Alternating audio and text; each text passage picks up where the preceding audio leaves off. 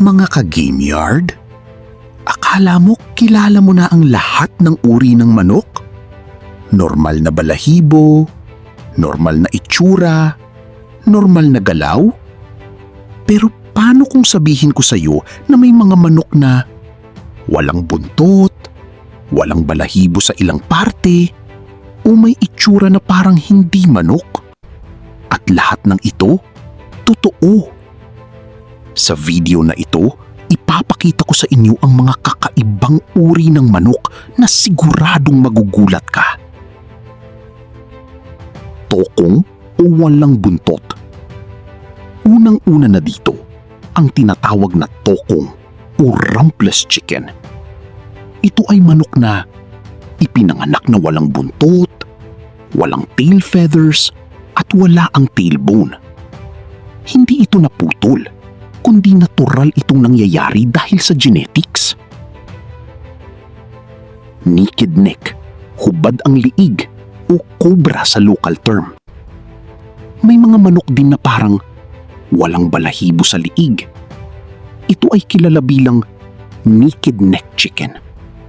Sa unang tingin, parang may sakit o kakaiba. Pero ang totoo, normal itong genetic trait.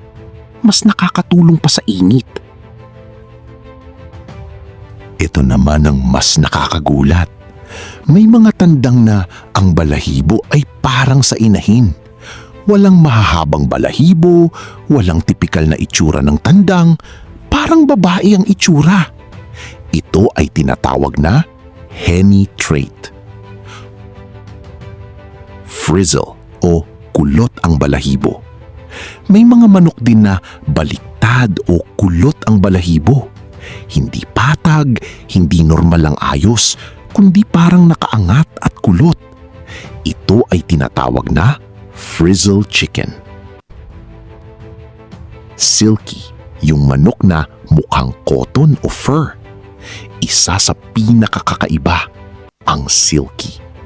Ang balahibo nito ay parang buhok, parang cotton, hindi parang normal na feather. At mas kakaiba pa, maitim ang balat nito. Polydactyl o manok na maraming daliri. Alam mo ba na may manok na higit sa normal na daliri? Imbis na 4, nagiging 5 o higit pa. Ito ay tinatawag na polydactyl trait. Dwarf o bantam, maliit na manok. May mga manok din na maliit kahit matanda na. Hindi sila sisiw, kundi full-grown na maliit. Ito ay tinatawag na bantam chickens. Unusual colors, kakaibang kulay.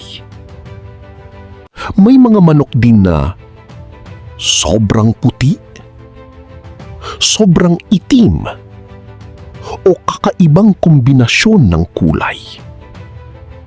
Ito ay dahil sa genetics ng feather color.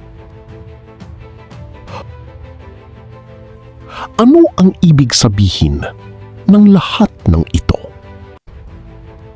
Mga ka-game yard, ang lahat ng ito ay nagpapakita ng isang bagay. Ang manok ay may napakalawak na genetic diversity. Hindi lahat ay pare-pareho. At hindi lahat ng kakaiba ay mali. Minsan, ito ay natural lamang. Alin dito ang pinaka hindi mo akalain na totoo? Comment mo sa baba. Pag-usapan natin. Kung nagustuhan mo ang video na ito, i-like, comment kung alin ang pinakakakaiba para sa iyo, at mag-subscribe sa Alpha Cord Game Yard para maging updated ka lagi sa mga bago nating upload. Salamat sa panunood at suporta, ka-game yard.